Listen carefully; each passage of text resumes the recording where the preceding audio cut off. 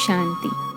आज 25 दिसंबर 2023 की बाबा की साकार मुरली है। मुरली के महावाक्य हैं, मीठे बच्चे, बाप हर बात में कल्याणकारी हैं, इसलिए जो डायरेक्शन मिलते हैं उसमें आनाकानी न कर श्रीमत पर सदा चलते रहो। प्रश्न है, नौधा भक्ति और नौधा पढ़ाई दोनों से जो प्राप्तियाँ होती हैं उसमें क्या अंतर है? उत्तर है, नौधा भक्ति से सिर्फ साक्षात्कार होता है। जैसे श्री कृष्ण के भक्त होंगे तो उन्हें श्री कृष्ण का साक्षात्कार होगा, रास आदि करेंगे, लेकिन वे कोई वैकुंठपुरी व श्री कृष्णपुरी में नहीं जाते। तुम बच्चे नौधा पढ़ाई पढ़ते हो जिससे तुम्हारी सब मनोकामनाएं पूरी हो जाती हैं। इस पढ़ाई से तुम वैकुंठपुरी में चले जाते हो। गीत है, आज नहीं तो कल। ओम शांति। यह किसने कहा कि घर चल? किसका बच्चा रूठ कर चला जाता है तो मित्र संबंधी आदि उनके पिछाड़ी जाते हैं, कहते हैं रूठे क्यों हो, अब चलो घर। यह भी बेहद का बाप आकर सब बच्चों को कहते हैं, बाप भी है, दादा भी है, जिस्मानी भी है तो रूहानी भी है। कहते हैं, हे बच्चे अब घर चलो, रात पूरी हुई है, अब दिन होता है। यह हो गई ज्ञान की बातें। ब्रह्मा की रात, ब्रह्मा का दिन। यह किसने समझाया? बाप बेट ब्रह्मा और ब्रह्मा कुमार कुमारियों को समझाते हैं। आधा कल्प है रात, अर्थात पतित रावण राज्य अथवा भ्रष्टाचारी राज्य, क्योंकि आसुरी मत पर चलते हैं। अब तुम श्रीमत पर हो। श्रीमत भी है इनकॉग्निटो। हम जानते हैं बाप खुद आते हैं, उनका रूप अलग है, रावण का रूप अलग है। उनको 5 विकार रूपी रावण कहा जाता है। अभी रावण राज्य खलास होगा, फिर ईश्वरीय राज्य होगा। राम राज्य कहते हैं ना, सीता के राम को नहीं जपते हैं, माला में राम राम जपते हैं ना, वह परमात्मा को याद करते हैं। जो सर्व का सद्गति दाता है उनको ही जपते रहते हैं। राम माना गॉड। माला जब जपते हैं तो कभी कोई व्यक्ति को याद नहीं करेंगे, उनकी बुद्धि में दूसरा कोई आएगा नहीं। तो अब बाप समझाते हैं, रात पूरी हुई। यह है कर्म क्षेत्र, स्टेज, जहाँ हम आत्माएं शरीर धारण कर पार्ट बजाती हैं। 84 जन्मों का पार्ट बजाना है, फिर उसमें वर्ण भी दिखाते हैं, क्योंकि 84 जन्मों का हिसाब भी चाहिए ना। किस किस जन्म में, किस कुल में, किस वर्ण में आते हैं, इसलिए ही विराट रूप भी दिखाया है। पहले पहले है ब्राह्मण। सिर्फ सतयुगी सूर्यवंशी में 84 जन्म हो न सके। ब्राह्मण कुल में भी 84 जन्म नहीं होते। 84 जन्म तो भिन्न भिन्न नाम, रूप, देश, काल में होते हैं।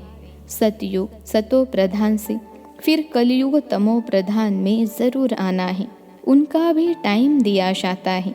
मनुष्य 84 जन्म कैसे लेते हैं, यह भी समझने की बात है।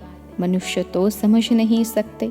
तब तो बाप कहते हैं, तुम अपने जन्मों को नहीं जानते हो, मैं बतलाता हूँ। बाप समझाते हैं, ड्रामा अनुसार सब भूलना जरूर है। अभी यह संगम युग है। दुनिया तो कहती है कलयुग अभी छोटा बच्चा है, इसको कहा जाता है अज्ञान, घोर अंधियारा। जैसे ड्रामा के एक्टर्स को मालूम होता है कि अभी नाटक पूरा होने में 10 मिनट हैं, यह भी चैतन्य ड्रामा है। यह कब पूरा होता है मनुष्य नहीं जानते। मनुष्य तो घोर अंधियारे में है। बाप कहते हैं, गुरु, गोसाई, वेद, शास्त्र, जप, तप आदि से मैं नहीं मिलता हूँ। यह है भक्ति मार्ग की सामग्री। मैं तो अपने समय पर आता हूँ।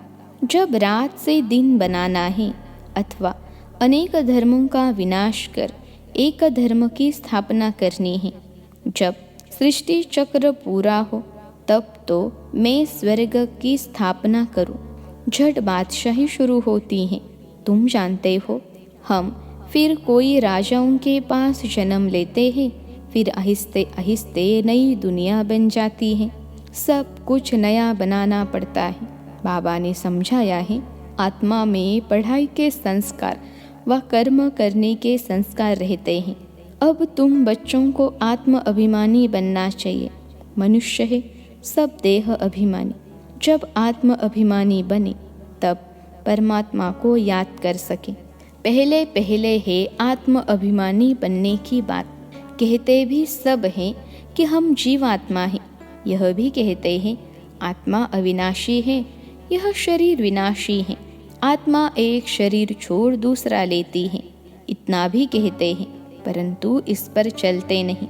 अभी तुम जानते हो, आत्मा निराकारी दुनिया से आती है, उसमें अविनाशी पार्ट है।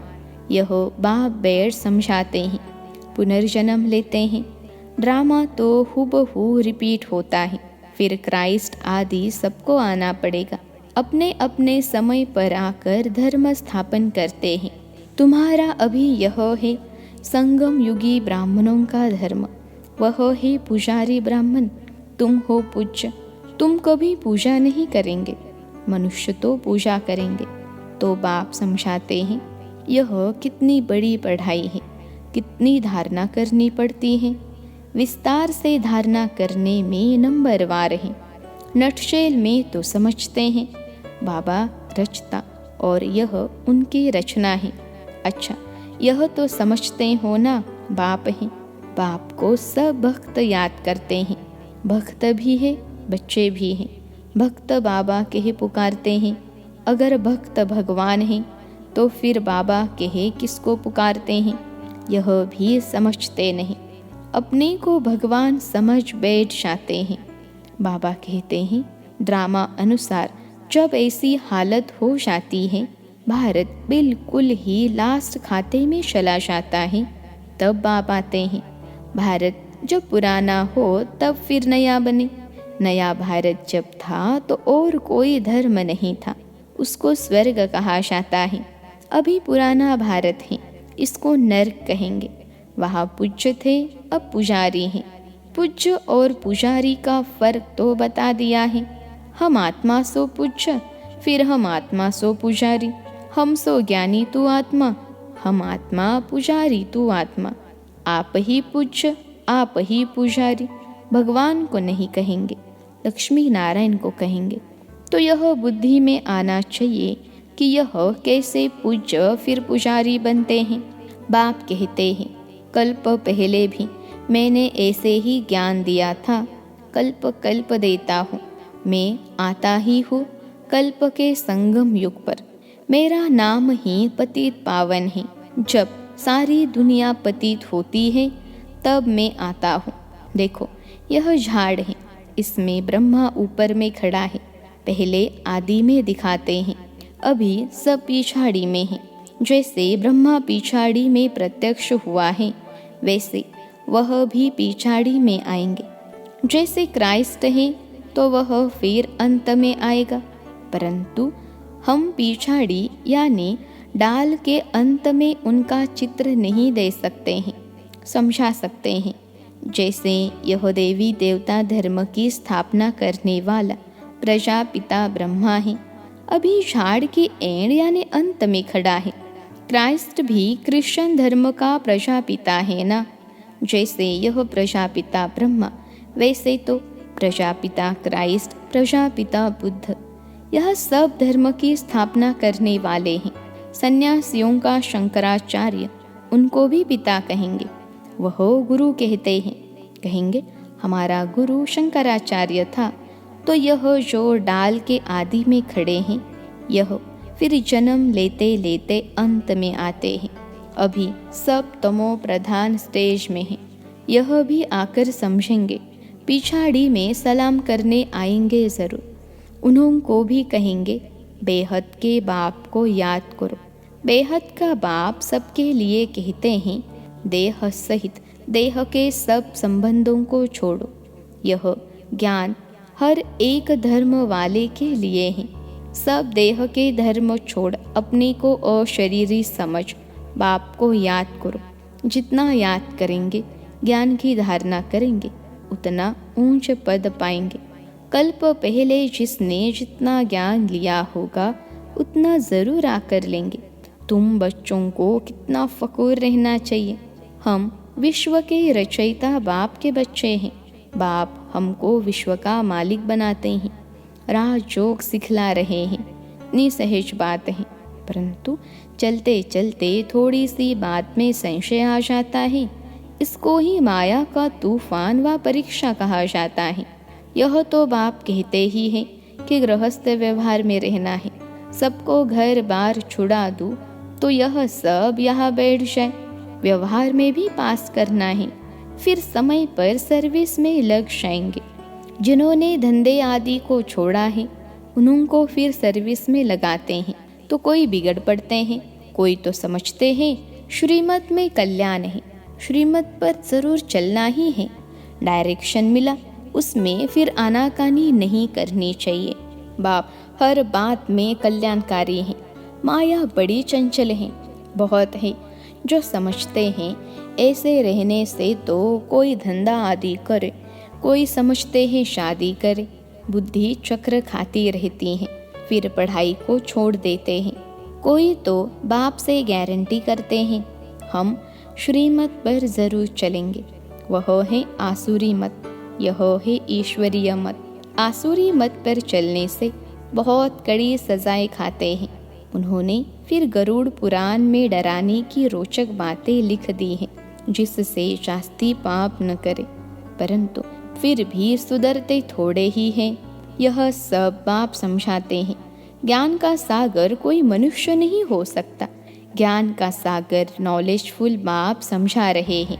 जो समझते हैं वह फिर समझाते हैं, कहते हैं यह ठीक बात है, हम फिर आएंगे। बस प्रदर्शनी से बाहर निकले और खलास। हाँ, कोई 2-3 भी निकले तो भी अच्छा है। प्रजा तो बहुत बनती रहती है। वर्षा पाने लायक कोई मुश्किल निकलते हैं। राजा रानी के 1-2 बच्चे होंगे, उनको राजकुल कहेंगे। प्रजा तो कितनी ढेर होती है, प्रजा तो जड़ बनती हैं। राजाएं थोड़े ही बनते हैं। 16,108 त्रेता के अंत में जाकर बनते हैं। प्रजा तो करोड़ों के अंदाज में होगी। यह समझने की बड़ी विशाल बुद्धि चाहिए। हम पारलौकिक बाप से वर्षा ले रहे हैं। बाप का फरमान है, मुझे याद करो और वर्षे को याद करो। मन मना भव और मध्याजी भव। स्वर्ग है विष्णुपुरी और यह रावणपुरी। शांति धाम, सुख धाम और दुख धाम, यह बाप समझाते हैं। बाप को याद करने से अंतमति सो गति हो जाएगी। भक्ति मार्ग में समझो श्री कृष्ण को याद करते हैं, परंतु ऐसे नहीं कि श्री कृष्णपुरी में पहुंच जाएंगे।